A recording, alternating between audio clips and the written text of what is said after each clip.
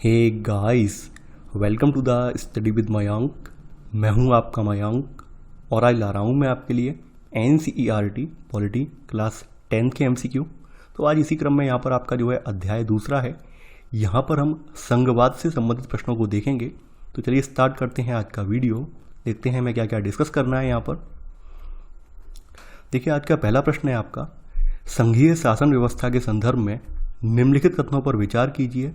पूछा गया है कौन सा कथन यहाँ पर सत्य है। पहला है, संघीय शासन व्यवस्था में सर्वोच्च सत्ता केंद्रीय प्राधिकार और उसकी विभिन्न आनुषंगिक इकाइयों के बीच बंट जाती है। सेकंड, आमतौर पर एक संघीय व्यवस्था में दो स्तर पर सरकारें होती हैं। एक सरकार यहाँ पर पूरे देश के लिए होती है जिसको राष्ट्रीय महत्व के विषय दिए जाते हैं। वहीं दूसरी जो होती है वो राज्य या प्रांतों के स्तर की सरकारें होती हैं जो शासन के दैनंदिन के कामकाज देखती है, यानी कि दिनों दिन के जो कामकाज होते हैं पर डे के वो देखती है। तो बात करें संघीय व्यवस्था का मतलब यही होता है कि सत्ता का बंटवारा, सत्ता किसी एक व्यक्ति के हाथ में न रहकर सत्ता को विकेंद्रीकृत कर देना, तो ये संघीय शासन की व्यवस्था है।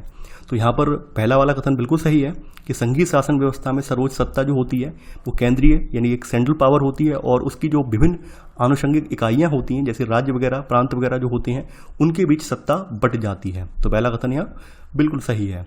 अगर हम बात करें, आपको संघीय शासन व्यवस्था के दो बड़े आम रूप देखने को मिलेंगे। दो आम रूप आपके वही देखने को मिलेंगे, यानी एक तो सेंट्रल गवर्नमेंट वाला रूप, यानी सरकार एक पूरे देश के लिए होती है, और दूसरी जो होती है वो राज्य या प्रांतों के लिए होती है। तो जो पूरे कंट्री के लिए सरकार होती है, देश के लिए सरकार होती है, खास करके उसको राष्ट्रीय महत्व के वैसे दिए जाते हैं जैसे रक्षा वगैरह, बैंकिंग सिस्टम वगैरह, ये सब चीज़ें उसके कार्य क्षेत्र में आती हैं। वहीं राज्य स्तर की सरकारें जो होती हैं उनको जो भी पुलिस व्यवस्था है जो है, इसके अलावा जो भी राज्य में एग्रीकल्चर वगैरह, कृषि वगैरह है, ये सब चीज़ें हैं वो राज्य सरकार के अधीन आती हैं। तो यहाँ पर सेकंड वाला कथन सही है, यानी पहला दूसरा कथन दोनों ही सही हैं। तो यहाँ पर आंसर होगा आपका सी, यानी एक और दो दोनों। क्वेश्चन नंबर सेकंड है वो आपका, संघीय शासन व्यवस्था की विशेषताओं के संदर्भ में निम्नलिखित कथनों में से कौन सा सही नहीं है। यानी यहाँ पर जो कथन दिए हुए हैं संघीय शासन व्यवस्था के बारे में, इनमें से गलत कौन सा है ये हमें बताना है। यहाँ पर पहला है, यहाँ सरकार दो या अधिक स्तरों वाली होती है। सेकंड, अलग अलग स्तर की सरकारें एक ही नागरिक समूह पर शासन करती हैं, पर कानून बनाने, कर वसूलने और प्रशासन का उनका अपना अपना अधिकार क्षेत्र होता है। थर्ड है आपका, विभिन्न स्तरों की सरकारों के अधिकार क्षेत्र संविधान में स्पष्ट रूप से वर्णित होते हैं। अगला है, संविधान के मौलिक प्रावधानों को किसी एक स्तर की सरकार अकेले बदल सकती है। देखिए, अगर बात करें संघीय शासन व्यवस्था का मतलब यही है कि सत्ता किसी एक व्यक्ति के हाथ में न रहकर सत्ता का बंटवारा हो जाता है, यानी एक केंद्रीय इकाई की जो भी उसकी आनुषंगिक इकाइयाँ होती हैं, यानी जो भी उसकी जो उससे जुड़ी हुई छोटी छोटी इकाइयाँ, उन सब में सत्ता बंट जाती है। तो यहाँ पर सरकार जो होती है वो दो या अधिक स्तरों वाली होती है। अगर हम बात करें यहाँ पर जो अलग अलग स्तर की सरकारें हैं, मान लीजिए राष्ट्रीय स्तर की सरकार है, राज्य स्तर की सरकार है, तो एक ही नागरिक समूह पर ये शासन करती हैं। और यहाँ पर ये देखने को मिलता है हमें कि ये कानून जो बनाती हैं, कर वसूलने से संबंधित प्रशासन के, इनके अपने अपने कार्य क्षेत्र होते हैं। जैसे आपने देखा होगा उत्तर प्रदेश में कुछ कानून अलग होते हैं टैक्स वगैरह के, राजस्थान में अलग हैं, MP में अलग हैं, या राजस्थान में कोई यहाँ पर कोई नया कार्यक्रम चलाया सरकार ने तो वो राजस्थान वालों के लिए होगा। तो ये सब चीज़ें आप देखते होंगे। तो ये इस तरह के काम ये करती हैं। तो बी वाला कथन यहाँ बिल्कुल सही है। इसके अलावा ये कई बार आपके मन में प्रश्न भी उठता होगा कि ये इनके कार्यक्षेत्र कैसे डिफाइन होंगे, यानी कौन से काम होंगे, किस तरह से काम करेगा। तो आपको पता ही होना चाहिए कि हमारे संविधान में पूरा सूची भी वर्णित है, यानी हमारे यहाँ संविधान में जो सूची वाला सिस्टम है जिसके तहत आपके 3 सूचियाँ रखी गई हैं, केंद्रीय सूची, राज्य सूची और उसके बाद समवर्ती सूची आती है। तो यहाँ पर केंद्रीय सूची में केंद्र सरकार से संबंधित जो विषय हैं, जो सेंट्रल गवर्नमेंट की ताकतें हैं, कौन कौन से विषयों पर कानून बना सकती हैं वो विषय दिए हैं। राज्य सूची में राज्य महत्व वाले जो भी विषय आते हैं वो उसमें दिए हुए हैं। और जो समवर्ती सूची है उसमें दोनों के मिलाकर विषय हैं, यानी कि उन पर कानून राज्य भी बना सकता है और केंद्र भी बना सकता है, लेकिन किसी डिस्प्यूट की स्थिति में वहाँ पर केंद्र का कानून प्रभावी होगा। तो ये सब चीज़ें हमारे संविधान में स्पष्ट रूप से वर्णित की गई हैं। तो यहाँ पर सी वाला कथन आपका बिल्कुल सही है। अगला है, संविधान के मौलिक प्रावधान, यानी जो फंडामेंटल जो चीज़ें संविधान बनाते टाइम पे समाहित की गई थी, संविधान में रखी गई थी, उनमें अगर हमें बदलाव करना हो तो किसी एक स्तर की सरकार अकेले बदल सकती है नहीं। इसके लिए हमें एक विशेष प्रक्रिया को फॉलो करना पड़ेगा, तब हम संविधान का संशोधन कर पाएंगे। और इसके लिए हमें जरूरी क्या है एक तो संसद का यहाँ पर विशेष बहुमत, इसके अलावा आपके आधे से अधिक जो विधानसभाएं हैं राज्यों की, वहाँ से भी इसको सहमति मिलनी चाहिए, तभी ये हम यहाँ पर कोई मौलिक प्रावधान को चेंज कर पाएंगे। संविधान से जुड़े हुए किसी मौलिक प्रावधान को हम चेंज कर पाएंगे। तो यहाँ पर डी वाला कथन आपका असत्य हो जाएगा। आपके यहाँ पर 3 कथन जो है ये सही है, और यहाँ पे पूछा गया है कौन सा सही नहीं है, तो डी वाला कथन आपका सही नहीं है। तो आंसर है आपका डी। अगला क्वेश्चन है आपका, कथन दिया है, कारण दिया है। कथन है आपका संघीय शासन व्यवस्था के दोहरे उद्देश्य हैं। पहला है, कारण बताया गया है कि देश की एकता की सुरक्षा करना और उसे बढ़ावा देना, इसके साथ ही क्षेत्रीय विविधताओं का पूरा सम्मान करना। तो देखिए, जैसा कि हम सभी जानते हैं, संघीय शासन व्यवस्था में यानी कि सामान्यतः आपकी 2 इकाइयाँ तो होती हैं, 2 जगह तो सत्ता का बंटवारा होता ही होता है, कहीं कहीं पर 3 जगह देखने को मिल जाता है। हमारा जब संविधान बनकर तैयार हुआ था तो उसमें भी मूल रूप से 2 जगह सत्ता के बंटवारे की बात की गई थी। हालांकि तीसरे रूप की जो बात की गई थी उस समय उसको कोई संवैधानिक मान्यता नहीं मिली थी, उसके संबंध में कोई स्पष्ट कानून नहीं बना था। जब 73वां संविधान संशोधन हो गया है, उसके बाद पंचायती राज संस्थानों को, आपके जो भी नगर पालिका वगैरह है, उनको भी संवैधानिक मान्यता मिल गई है। लेकिन मूल रूप से हमारे संविधान में केवल 2 ही, यानी कि केंद्र सरकार और राज्य सरकार के बारे में स्पष्ट रूप से कानून बने हुए थे। तो यहाँ पर अगर बात करें तो इनके हमारे दोहरे उद्देश्य क्या थे? पहली बात जो होती है, राष्ट्रीय स्तर की सरकार क्या करेगी, वो देश की एकता, सुरक्षा यानी डिफेंस वगैरह जो है, इन सबको बढ़ावा देगी।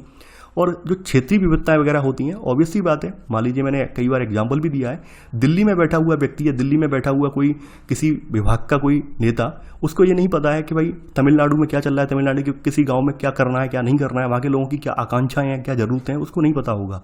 वो पता किसे होगा? जो तमिलनाडु का लोकल व्यक्ति है, वहाँ का लोकल स्थानीय विधायक वगैरह, उसको ज़्यादा अच्छे से पता होगा।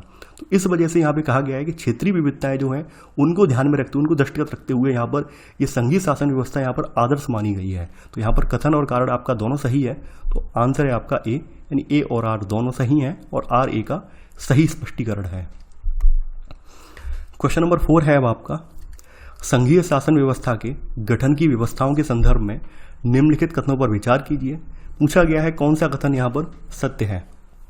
पहला है कि पहला तरीका है, यहाँ पे बताया गया है कि संघीय शासन व्यवस्था का जो गठन होता है, इसके गठन के तरीके बताए गए हैं, कैसे कैसे गठन होता है।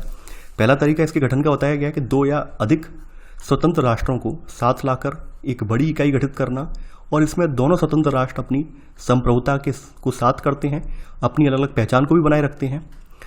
सेकंड तरीका क्या है संघीय शासन व्यवस्था के गठन का, कि जब बड़े देश द्वारा अपनी जो आंतरिक विविधता है इसको ध्यान में रखते हुए राज्यों का गठन करना, और फिर राज्य और राष्ट्रीय सरकार के बीच सत्ता का बंटवारा कर देना। तो देखिए, हमें ये दोनों ही एग्जाम्पल संघीय व्यवस्था में देखने को मिलते हैं, और हमारे सामने कुछ ऐसे देश भी हैं जहाँ पर इस तरह की जो व्यवस्थाएं की गई हैं। यानी हमारे सामने एक तो एग्जाम्पल आपने देखा होगा, अमेरिका का एग्जाम्पल है, ठीक है। यानी अमेरिका का जो संघीय व्यवस्था है वो भारत की संघीय व्यवस्था से काफ़ी डिफर है, क्योंकि वहाँ पर राष्ट्रीय स्तर की सरकार के साथ साथ राज्यों को भी पूरी स्वायत्तता दी गई है, राज्यों को भी पूरी स्वतंत्रता दी गई है। यानी राज्य भी अपनी आइडेंटिटी, अपनी संप्रभुता, अपनी पहचान, अलग आइडेंटिटी बनाए रख सकते हैं। तो आपने अमेरिका देखा है, अमेरिका के अलावा और भी देश हैं, स्विट्जरलैंड है, ऑस्ट्रेलिया वगैरह है, तो वहाँ पर इस तरह की यहाँ पर व्यवस्था की गई है। ध्यान देने वाली बात यह है कि यहाँ पर प्रांतों को ज़्यादा महत्व दिया गया है, यानी जो प्रांत इसका अंग बने हैं, राष्ट्रीयता का अंग बने, एकीकृत किए गए हैं, उन प्रांतों को वरीयता ज़्यादा दी गई है। यहाँ पर ये देखने को मिलता है, क्योंकि इन प्रांतों में जो भी कुछ कानून बनाए जाते हैं उनको ओवरराइड नहीं कर सकती है, यहाँ की सेंट्रल गवर्नमेंट उनको ओवरराइड नहीं कर सकती है, उनको मानना ही पड़ेगा। जबकि भारत में ऐसा नहीं है। भारत में मान लीजिए कोई कानून राज्य सरकार अपनी मनमर्जी से बना रही है और वो संविधान के नियमों के विपरीत है, या फिर जो राष्ट्रीय एकता वगैरह है, हमारी राष्ट्रीय अखंडता है, उसके विपरीत है, तो केंद्र सरकार उसको पलट सकती है, केंद्र सरकार के पास पावर है उसको बदलने की। लेकिन यहाँ पर ऐसा नहीं है। यहाँ पर यहाँ के संविधान में क्योंकि समझौता हुआ है, वास्तव में इन इकाइयों ने समझौता किया है, और समझौते की वजह से राज्यों को भी यहाँ पे पूरी स्वतंत्रता दी गई है। सेकंड तरीका जो बताया गया है, ये किसी बड़े देश द्वारा अपनी आंतरिक विविधता को ध्यान में रखते हुए राज्यों का गठन करना है, और फिर राज्य और राष्ट्रीय सरकार के बीच सत्ता का बंटवारा करना है। आपको पता ही होगा कि हमारा देश जब 1947 में आज़ाद हुआ था, 1947 में, उसके बाद हमारे देश में 572 प्रिंसली स्टेट थे, यानी 572 प्रिंसली स्टेट हुआ करते थे, यानी रियासतें, छोटी छोटी रियासतें, रजवाड़े हुआ करते थे, जिनको एकीकृत किया गया है, और एकीकृत करने के उपरांत आपके फिर नए नए राज्य गठित किए गए हैं। यानी कहने का मतलब क्या था कि ये कोई भारत से अलग नहीं है, ये सब भारत के भीतर ही थे, बस हमने उनका क्या है, उनका पुनर्गठन किया है, पुनर्गठन करके नए नए राज्य बनाते गए हैं। यहाँ पर ध्यान देने वाली बात यह है कि यहाँ पर इस वाली व्यवस्था में, जैसा कि भारत का एक एग्जाम्पल है, यहाँ पर केंद्र सरकार की भूमिका ज़्यादा महत्वपूर्ण होती है, राज्य की भूमिका यहाँ पर इतनी महत्वपूर्ण नहीं होती है, क्योंकि केंद्र यहाँ पर सब तय करता है कि किसको कितना अधिकार देना है, किसके कितने कार्य क्षेत्र में निर्धारित करने हैं। तो केंद्र का बोलबाला यहाँ पर होता है, जबकि पहले तरीके वाली संघीय शासन व्यवस्था में प्रांतों का बोलबाला होता है। जबकि हमारे यहाँ जो व्यवस्था अपनाई गई है उसमें केंद्र सरकार का बोलबाला है। तो इस तरह की जो व्यवस्था है वो भारत, बेल्जियम और स्पेन इसके उदाहरण हैं। तो यहाँ पर आपका दूसरा कथन भी सही है। तो यहाँ पर आंसर होगा आपका सी, यानी 1 और 2 दोनों। पांचवा प्रश्न है अब आपका, भारत की संघीय शासन व्यवस्था के संदर्भ में निम्नलिखित कथनों पर विचार कीजिए। पूछा गया है कौन सा कथन सत्य है। पहला है, संविधान में फेडरल शब्द का प्रयोग किया गया है। संविधान में भारत को राज्यों का संघ घोषित किया गया है। देखिए यहाँ पर अगर पांचवा आपका आंसर देखा जाए, पांचवा कथन देखा जाए, तो यहाँ पर बताया गया है कि संविधान में फेडरल शब्द का प्रयोग किया गया है, संघ का प्रयोग किया गया है। देखिए पहला कथन गलत है। हमारे भारतीय संविधान में कहीं भी संघ का प्रयोग नहीं किया गया है, यानी फेडरल शब्द का जो प्रयोग है वो हमारे संविधान में देखने को नहीं मिलता है।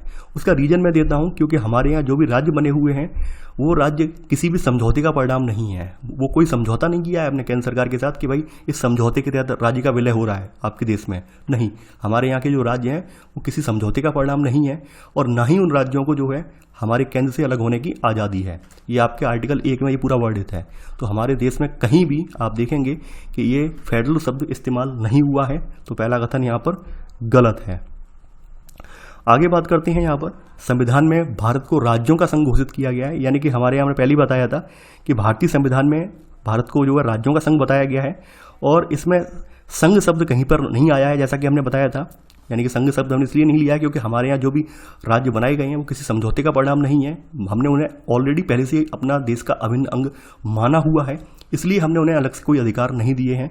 और हमने पहले ही यहाँ पर क्लियर कर दिया है कि और इन राज्यों को आपके संघ से अलग होने की भी आज़ादी नहीं है। तो यहाँ सेकंड वाला कथन केवल सही है, पहला वाला कथन असत्य है। तो यहाँ पर आंसर होगा यहाँ पर बी, पांचवें का बी वाला कथन सही है।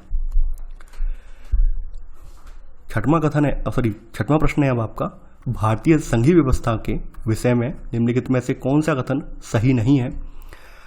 नीचे दिए गए कूट का प्रयोग करके हमें सही उत्तर का चयन करना है। पहला है कथन यहाँ पर, संविधान में मूल रूप से त्रिस्तरीय संघीय व्यवस्था को उपबंध किया गया है। आगे बढ़ते हैं, संविधान संशोधन के द्वारा संविधान में संघीय व्यवस्था का तीसरा स्तर जोड़ा गया।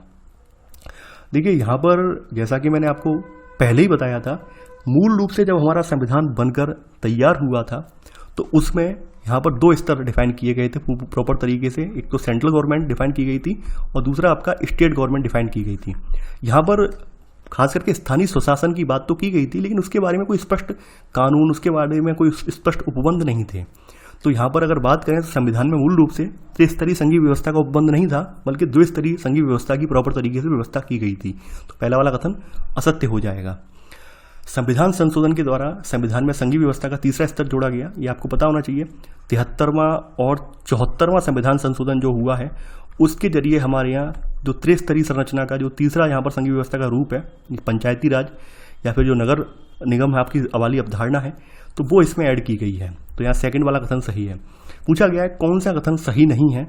यहाँ पर आपका केवल पहला वाला कथन सही नहीं है, तो छठवें का आंसर होगा आपका ए, केवल 1। 7वां प्रश्न है अब आपका, भारतीय संविधान में स्पष्ट रूप से केंद्र और राज्य सरकारों के बीच विधायी अधिकारों को 3 हिस्सों में बांटा गया है। इन 3 सूचियों के विषयों के संदर्भ में निम्नलिखित कथनों पर विचार कीजिए। यहाँ पे पूछा गया है कौन सा कथन आपका सत्य है, यानी हमारे यहाँ जो विधायी विषय हैं उनको किस तरह से बांटा गया है वो हम यहाँ पर देखेंगे। पहला है, संघ सूची में प्रतिरक्षा, डिफेंस, विदेशी मामले, बैंकिंग, कम्युनिकेशन, मुद्रा जैसे राष्ट्रीय महत्व के विषय हैं। राज्य सूची में पुलिस, व्यापार, वाणिज्य, वन, कृषि और सिंचाई जैसे प्रांतीय और स्थानीय महत्व के विषय हैं। थर्ड है आपका समवर्ती सूची में शिक्षा, मजदूर संघ, विवाह, गोद लेना और उत्तराधिकार जैसे वे विषय हैं जो केंद्र के साथ राज्य सरकारों की साझी दिलचस्पी में आते हैं। तो पहला वाला कथन बिल्कुल सही है। संघ जो संघीय सूची है उसमें आपके राष्ट्रीय महत्व के विषय रखे गए हैं, और यहाँ पर इन विषयों के ऊपर कानून बनाने का अधिकार सिर्फ और सिर्फ आपको किसको है, यहाँ पर सिर्फ और सिर्फ सेंट्रल गवर्नमेंट को अधिकार है इन पर कानून बनाने का। वहीं राज्य सूची की बात करें तो राज्य सूची में आपका पुलिस है, व्यापार है, वाणिज्य, यहाँ पर वन नहीं है। ध्यान देने वाली बात यह है, जो वन वाला है कॉन्सेप्ट है वो आपका समवर्ती सूची में रखा गया है, यानी वनों के ऊपर केंद्र सरकार और राज्य सरकार दोनों कानून बना सकती है। तो वन आपकी राज्य सूची में नहीं है, बाद बाकी सब कुछ यहाँ पर राज्य सूची में है। अब चूंकि यहाँ पे वन मेंशन कर दिया गया है तो सेकंड वाला कथन असत्य हो जाएगा। समवर्ती सूची में, यानी मैंने आपको पहले ही बताया था, राज्य सूची के बारे में जान लीजिए। राज्य सूची में जितने भी विषय हैं उनसे संबंधित कानून राज्य सरकार ही बना सकती है, यानी राज्य की विधानसभा बना सकती है। समवर्ती सूची की अगर बात करें तो यहाँ शिक्षा, मजदूर संघ, विवाह, गोद लेना, वन वगैरह ये सब उत्तराधिकार ये सब विषय आते हैं, और इनमें केंद्र और राज्य दोनों की साझी दिलचस्पी होती है। और मैंने जैसा कि आपको पहले ही बताया था, यहाँ पर अगर मान लीजिए किसी विषय को लेकर इन दोनों में मतभेद है, यानी केंद्र सरकार में राज्य सरकारों में मतभेद है, तो उस स्थिति में यहाँ पर सेंट्रल गवर्नमेंट का जो भी कानून है वो ही प्रभावी होगा, राज्य सरकारों का नहीं। तो यहाँ तीसरा वाला कथन आपका सही है, केवल पहला और तीसरा कथन सही है, तो आंसर है आपका सी, केवल 1 और 3।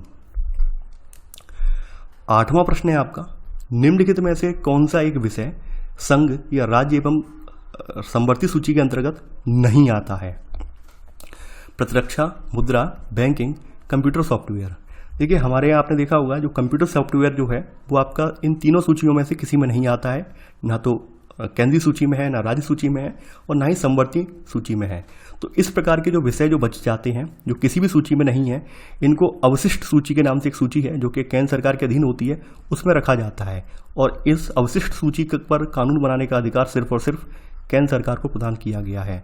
तो ये इस तरह के जो विषय हैं जो किसी भी सूची में नहीं होते हैं उन्हें अवशिष्ट सूची में रखा जाता है, और इस पर कानून बनाने का अधिकार किसका है? सिर्फ और सिर्फ सेंट्रल गवर्नमेंट का है। तो यहाँ पर 8वें का डी वाला कथन सही है, तो आंसर होगा यहाँ पर 8वें का डी। 9वां प्रश्न है अब आपका, भारतीय संघ के असम, नागालैंड, अरुणाचल प्रदेश और मिजोरम राज्यों को संविधान के किन किन प्रावधानों के तहत विशेष शक्तियों का लाभ उठाते हैं, यानी कि कौन से प्रावधान जो संविधान के मिले हुए हैं इसके जरिए इन राज्यों को विशेष लाभ दिया गया है? तो कौन से अनुच्छेद में वर्णित हैं? अनुच्छेद 370, 71, 352, 360।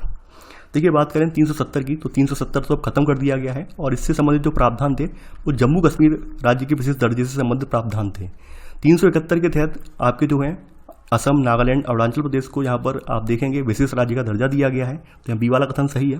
352 जो है नेशनल इमरजेंसी से संबंधित है, यानी राष्ट्रीय आपातकाल से संबंधित है।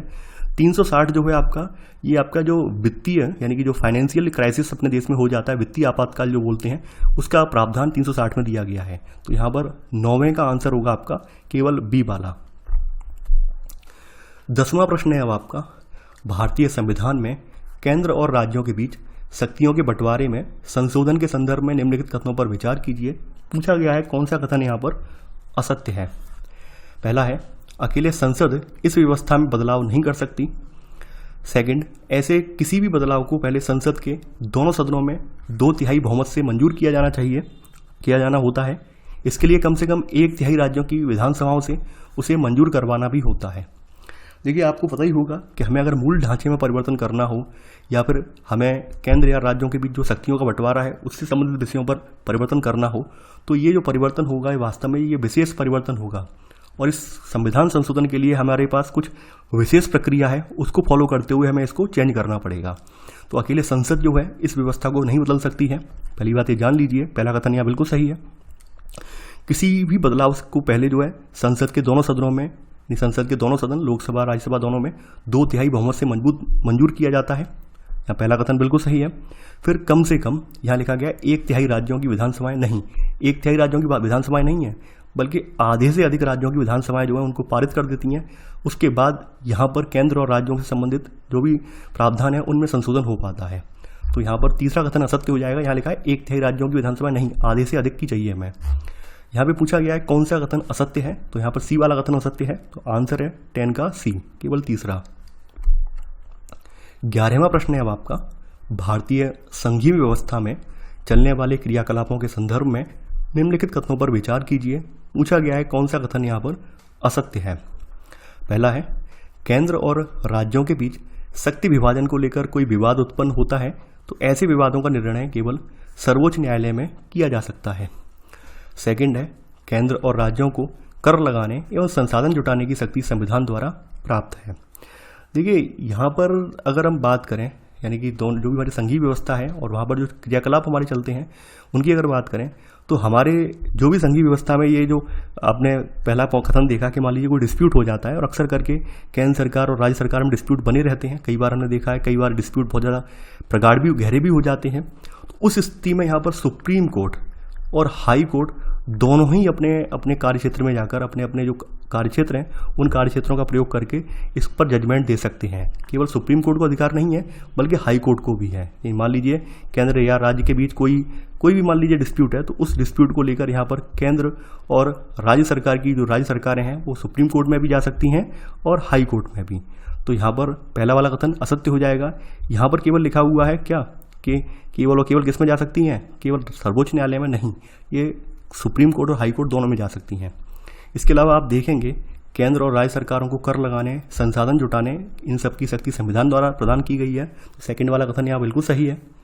यहाँ पर केवल और केवल 11वें का जो कथन पूछा गया है, कौन सा कथन यहाँ पर असत्य है, यानी 11वें का कौन सा कथन यहाँ पर असत्य है, तो यहाँ पर केवल और केवल पहला वाला कथन असत्य है। तो आंसर है 11वें का केवल 1।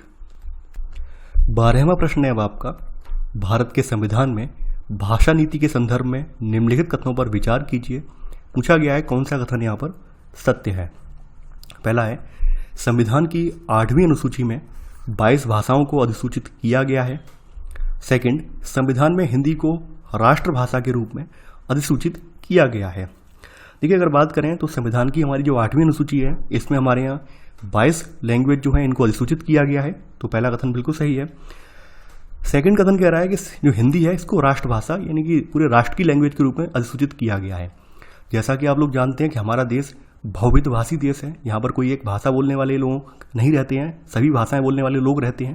और दूसरी बात, हमारे यहाँ कोई डिक्टेटरशिप नहीं है, कोई तानाशाह शासन नहीं है। हमने सबको अधिकार दिए हुए हैं, सबको अपनी भाषा, अपने संस्कृत को बनाए रखने का अधिकार है, फंडामेंटल राइट मिला हुआ है। तो ऐसे में हम किसी के ऊपर हिंदी भाषा को थोप नहीं सकते हैं। तो हिंदी हमारी राजभाषा है, ना कि राष्ट्रभाषा। ध्यान देने वाली बात यह है कि हमने किसी भी भाषा को, किसी एक पर्टिकुलर एक लैंग्वेज को अपनी नेशनल लैंग्वेज घोषित नहीं किया है, राष्ट्रभाषा घोषित नहीं किया है। क्योंकि जब इस तरह का मुद्दा सामने आया था 1955 के दशक के करीब, तो एक लंबा विवाद चला है इसके पीछे। अगर आपने इतिहास पढ़ा है तो आप जानते होंगे। तो इस वजह से हमने किसी भी भाषा को जो अपनी नेशनल लैंग्वेज नहीं बनाया है, हाँ राजभाषा जरूर बनाया है। संविधान में हिंदी भाषा को राजभाषा में अधिसूचित किया गया है, ना कि राष्ट्रभाषा या मातृभाषा के रूप में। राजभाषा का मतलब क्या है कि इस भाषा में काम करने वाले या इस भाषा में जो है कह सकते हैं कर्मचारियों की संख्या ज़्यादा है, इस वजह से काम की सुगमता के लिए हमने इसको राजभाषा मान लिया है, राष्ट्रभाषा नहीं है। तो यहाँ पर सेकंड वाला कथन असत्य हो जाएगा। इसके अलावा संविधान में ये भी उपबंध किया गया कि संविधान प्रारंभ से लगभग 15 वर्षों तक यानी 1965 तक आपका जो है अंग्रेजी जारी रहेगी। उसके बाद अंग्रेजी का प्रयोग आधिकारिक रूप से नहीं होगा। लेकिन फिर भी अंग्रेजी, आप जानते हैं, अंग्रेजी को रिप्लेस नहीं किया जा सका और आज भी अंग्रेजी ये जारी है। आज भी आप देखेंगे संसद जो है 15 वर्षों के बाद भी संसद विधि द्वारा अंग्रेजी भाषा के प्रयोग को जारी रखा गया है। और इसी उद्देश्य से संसद में राजभाषा अधिनियम 1963 भी पारित किया गया। तो संविधान का जो भाग 17 है इसमें राजभाषा के विषय में भी उपबंध किया गया है। तो यहाँ पर केवल पहला वाला कथन सही है। तो आंसर है आपका केवल 1 यानी 12वें का ए। 13वां प्रश्न है अब आपका, निम्नलिखित में से कौन सी भाषा को 8वीं अनुसूची में शामिल नहीं किया गया है, यानी यहाँ पर कौन सी ऐसी भाषा है जिसको 8वीं अनुसूची में शामिल नहीं किया गया है। नेपाली, डोंगरी, अंग्रेजी, कोंकणी। देखिए यहाँ पर अंग्रेजी जो आपकी एकमात्र ऐसी भाषा है जिसको आपकी जो है 8वीं अनुसूची में शामिल नहीं किया गया है, यानी 22 भाषाओं में शामिल नहीं किया गया है। मूल रूप से अगर बात की जाए तो मूल रूप से आपकी जो 8वीं अनुसूची है इसमें 14 भाषाओं को शामिल किया गया था। जब संविधान बना था तो इसमें 14 भाषाओं को शामिल किया गया, लेकिन बाद में फिर 21वां संविधान संशोधन हुआ है। तो उस समय यानी 21वां संविधान संशोधन 1967 में हुआ है, तो उस समय इसमें जो सिंधी भाषा ऐड की गई। फिर 71वां संविधान संशोधन हुआ, ये 71वां जो हुआ था 1992 में हुआ था। 71वें के दौर में यहाँ पर नेपाली, मणिपुरी और कोंकणी शामिल की गई। 92वां एक संविधान संशोधन हुआ, 92वां जो हुआ था वो 2003 में हुआ था। तो जब 92वां हुआ है तो इसमें बोडो, डोगरी, संथाली, मैथिली भाषा को शामिल किया गया। हालांकि अंग्रेजी अभी तक इसमें शामिल नहीं की गई है। तो यहाँ पर आंसर होगा 13वें का सी। 14वां प्रश्न है अब आपका, संविधान की 8वीं अनुसूची में 22 भाषाओं को अनुसूचित किया गया है। इसमें शामिल निम्न भाषाओं के बोलने के अनुपात का निम्नलिखित में से सही क्रम कौन सा है, यानी कौन सी भाषाएं हमारे यहाँ ज़्यादा बोली जाती हैं। हिंदी, तमिल, बांग्ला, तेलुगु, हिंदी, बांग्ला, तेलुगु, तमिल, वही यहाँ पे क्रम दिया हुआ है, तो यहाँ मैं 1/1 करके लिख देता हूँ। देखिए अपने यहाँ हिंदी भाषा बोलने वालों की संख्या ज़्यादा है। हमारे यहाँ लगभग 41.03% जो लोग हैं ये हिंदी भाषा बोलते हैं। उसके बाद बात कर लेते हैं बांग्ला की, यानी कि जो बंगाली भाषा है, बांग्ला जिसे हम कहते हैं, बांग्ला बोलने वालों की संख्या 8.11% है। इसके बाद फिर आ जाता है तेलुगु लोगों का, यानी तेलुगु जो भाषा है, तेलुगु लोग आंध्र प्रदेश में बोली जाती है और 7.19% लोग तेलुगु बोलते हैं। इसके बाद आ जाता है तमिल का, तमिल भाषा जो है आप जानते हैं तमिलनाडु में बोली जाती है और 5.91% लोग तमिल बोलते हैं। तो यहाँ पर क्रम होगा हिंदी, बांग्ला, तेलुगु, तमिल। 14वें का आंसर होगा आपका बी। 15वां प्रश्न है आपका, भारत में सत्ता के विकेंद्रीकरण के संदर्भ में निम्नलिखित कथनों पर विचार कीजिए। पूछा गया है कौन सा कथन यहाँ पर सत्य है। पहला है, जब केंद्र और राज्य सरकार से शक्तियां लेकर स्थानीय सरकारों को दी जाती हैं तो इसे सत्ता का विकेंद्रीकरण कहते हैं। विकेंद्रीकरण के फलस्वरूप 3 स्तरों की सरकार का संघीय ढांचा सामने आया है, जिसमें तीसरे स्तर को स्थानीय शासन कहा जाता है। देखिए आप देखेंगे कि हमारे भारत में हमने लोकतंत्र जो है इसका विकास करने के लिए, लोकतंत्र का विस्तार करने के लिए हमने यहाँ पर शक्तियों का विकेंद्रीकरण किया और इसी उद्देश्य से हमारे संविधान में 73वां और 74वां संविधान संशोधन जो था ये किया गया, अमेंडमेंट किया गया, ताकि हमारे यहाँ जो स्थानीय सरकार हैं, स्थानीय लोग हैं, उनको भी लोकतंत्र में सहभागिता करने का मौका मिले। यानी कि स्थानीय लोगों को अच्छे से पता है कि उनके यहाँ पर, उनके गांव में, उनके जो है कह सकते हैं गांव में, परगना में क्या दिक्कत है, क्या समस्याएं हैं, तो उनका निपटान वो लोग अच्छे से अपने आप कर पाएंगे। मान लीजिए दिल्ली में बैठा हुआ कोई व्यक्ति है, दिल्ली में बैठा हुआ कोई मंत्री है या फिर सीएम, यानी यहाँ पर जो राज्य की जो राजधानियाँ होती हैं वहाँ पर कोई बैठा हुआ व्यक्ति है, उसको नहीं पता है कि गांव में क्या चल रहा है, क्योंकि गांव का रहने वाला निवासी है, गांव का रहने वाला बासिंदा है। अगर वो यहाँ की शासन पद्धति, यहाँ की लोकतांत्रिक ढंग से चलाएगा तो वो बहुत अच्छी तरीके से यहाँ की समस्याओं का निपटान कर पाएगा। तो इसी उद्देश्य से हमने अपने यहाँ विकेंद्रीकरण वाली अवधारणा का विकास किया है। तो पहला कथन यहाँ बिल्कुल सही है। तो हमने यहाँ पर हमारे यहाँ विकेंद्रीकरण के फलस्वरूप हमारे यहाँ 3 स्तरों की सरकार का संघीय ढांचा सामने आया है और तीसरे स्तर को हम यहाँ पर स्थानीय शासन कहते हैं। तो सेकंड वाला कथन यहाँ बिल्कुल सही है। यहाँ पर पहला दूसरा कथन दोनों सही हैं, तो आंसर है आपका सी, केवल एक और दो दोनों। 16वां प्रश्न है आपका, स्थानीय स्वशासी निकायों के संदर्भ में निम्नलिखित में से कौन सा कथन सही नहीं है। यानी जो स्थानीय स्वशासी निकाय हैं इनके बारे में बताया गया है कि कौन सा कथन इनमें से असत्य है। पहला है, 73वें एवं 74वें संविधान संशोधन अधिनियम के द्वारा इसे संवैधानिक दर्जा दिया गया। सेकंड, अब स्थानीय स्वशासी निकायों का नियमित चुनाव करवाना संवैधानिक बाध्यता है। हर राज्य में पंचायत और नगरपालिका चुनाव करवाने के लिए राज्य चुनाव आयोग नामक स्वतंत्र संस्था का गठन किया गया है। अगला है, स्थानीय स्वशासी निकायों में अनुसूचित जाति, जनजाति एवं पिछड़े वर्गों के लिए उनकी जनसंख्या के अनुपात में आरक्षण का उपबंध किया गया है। इसमें महिलाओं के लिए 33% आरक्षण का प्रावधान किया गया है। देखिए, स्थानीय स्वशासन की अवधारणा को बढ़ाने के लिए हमने 73वां और 74वां संविधान संशोधन अधिनियम 1992-93 ये पारित किए हैं और यहाँ पर इसके द्वारा हमने संघात्मक व्यवस्था के तीसरे स्तर को इसमें जोड़ा है और इसको हमने संवैधानिक दर्जा प्रदान किया है। तो यहाँ पर पहला वाला कथन बिल्कुल सही है। यहाँ पर आप देखेंगे कि अब जो स्थानीय स्वशासी निकाय हैं इनको नियमित चुनाव करवाना पड़ेगा। पहले क्या था, क्योंकि केवल संविधान में ये बात कह दी गई थी स्थानीय स्वशासन की बात, इसके संबंध में कोई स्पष्ट प्रावधान नहीं बनाए गए थे, तो राज्यों ने इसको जो है मनमाने ढंग से लागू किया।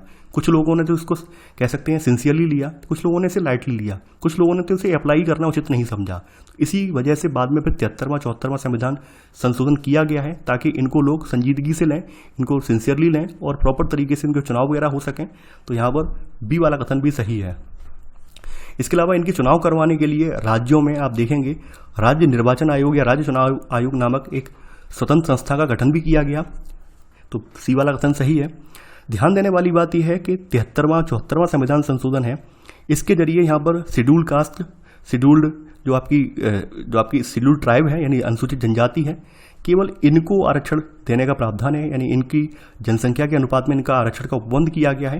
यानी जो ओबीसी वाली कैटेगरी है, अदर बैकवर्ड क्लास, इसको अभी सभी जगह आरक्षण का प्रावधान नहीं है। यानी खास करके इसके बारे में 73वां 74वां संविधान संशोधन हुआ था, इसके पिछड़े वर्गों के लिए यहाँ पर आरक्षण का कोई उपबंध नहीं किया गया था, लेकिन राज्य विधानमंडल इसके बारे में प्रावधान ऐसा कर सकते हैं, ऐसा उपबंध बना सकते हैं। अभी कुछ राज्यों ने ओबीसी को भी रिजर्वेशन दे रखा है, जबकि सभी ने नहीं दिया है। लेकिन मूल रूप से बात करें तो मूल रूप से 73वां 74वां संविधान संशोधन जो हुआ था, वहाँ पर एससी और एसटी को केवल रिजर्वेशन देने की बात की गई थी, ना कि ओबीसी को। तो डी वाला कथन यहाँ असत्य हो जाएगा। हाँ, यहाँ पर हम देखेंगे कि स्थानीय जो निकाय हैं इनमें महिलाओं के प्रति यहाँ पर बहुत ज़्यादा कह सकते हैं महिलाओं को राजनीति में जोड़ने के लिए, महिलाओं को लोकतंत्र से जोड़ने के लिए, महिलाओं को घर से बाहर निकालकर स्वतंत्र करने के लिए, यहाँ पर महिलाओं को यहाँ पे बढ़ावा देने के लिए यहाँ पे 33% सीटें रिजर्व की गई हैं, यानी 33% आरक्षण का प्रावधान किया गया है। तो यहाँ ई वाला कथन आपका बिल्कुल सही है। तो यहाँ 16वें का जो गलत कथन है वो है डी वाला, तो आंसर है 16वें का डी। 17वां प्रश्न है अब आपका, पंचायती राज व्यवस्था के संदर्भ में निम्नलिखित कथनों पर विचार कीजिए। पूछा गया है कौन सा कथन यहाँ पर सत्य है, यानी पंचायती राज व्यवस्था के बारे में कौन सा कथन यहाँ पर सत्य है। पहला है, गांव के स्तर पर मौजूद स्थानीय शासन व्यवस्था को पंचायती राज के नाम से जाना जाता है। सेकंड, प्रत्येक गांव में एक ग्राम पंचायत होती है जिसमें कई सदस्य और एक अध्यक्ष होता है। सदस्य वार्डों से चुने जाते हैं और उन्हें सामान्यतः प्रधान या सरपंच कहा जाता है। अध्यक्ष को पंच कहा जाता है। पंचायतों का काम ग्राम सभा की देखरेख में चलता है और गांव के सभी व्यक्ति ग्राम सभा के सदस्य होते हैं। देखिए, अगर बात की जाए तो गांव के स्तर पर जो मौजूद स्थानीय शासन व्यवस्था है इसको हम पंचायती राज के नाम से जानते हैं। पहला कथन सही है। तो यहाँ पर पंचायती राज में होता क्या है कि प्रत्येक गांव में एक ग्राम पंचायत होती है जिसमें बहुत सारे सदस्य होते हैं और एक अध्यक्ष होता है। सदस्यों का चुनाव जो होता है, जो भी वार्ड बनाए जाते हैं, जो भी गांव में ग्राम पंचायत में वार्ड बनाए जाते हैं, तो वहाँ से सदस्यों का चुनाव होता है और इनको हम सामान्यतः पंच कहते हैं। जो सदस्य चुने जाते हैं वो सरपंच नहीं बल्कि उनको पंच कहा जाता है, और जो अध्यक्ष चुना जाता है उसको हम सरपंच या प्रधान कहते हैं। राजस्थान में सरपंच कहते हैं और यूपी में इसको हम प्रधान के नाम से जानते हैं। ठीक है, तो यहाँ पर तीसरा वाला कथन असत्य हो जाएगा। देखिए, पंचायतों के कामकाज के लिए यहाँ पर एक ग्राम सभा भी बनाई जाती है, यानी पंचायत ने प्रॉपर तरीके से काम करें, कोई धांधली ना हो, कोई भ्रष्टाचार ना हो, इसके लिए यहाँ पर आप देखेंगे कि यहाँ पर एक ग्राम सभा का गठन भी किया जाता है जो कि समय समय पर इनकी कार्यों, इनकी नीतियों की समीक्षा करती रहती है और इसकी बैठकें भी होती रहती हैं। साल में इसकी लगभग 2-3 बार बैठकें होना अनिवार्य होता है। तो यहाँ पंचायतों का काम ग्राम सभा की देखरेख में चलता है। यहाँ बोला गया है गाँव के सभी व्यक्ति ग्राम सभा के सदस्य होते हैं। नहीं, गाँव के सभी व्यक्ति नहीं बल्कि गांव के सभी वयस्क मतदाता, यानी गांव के सभी जो वयस्क मतदाता हैं वो केवल इसके सदस्य बनते हैं। ध्यान देने वाली बात यह है। ठीक है, गांव के वयस्क मतदाता जो होते हैं वो इसके सदस्य होते हैं, ना कि सभी लोग। तो यहाँ पर चौथा वाला कथन सही है।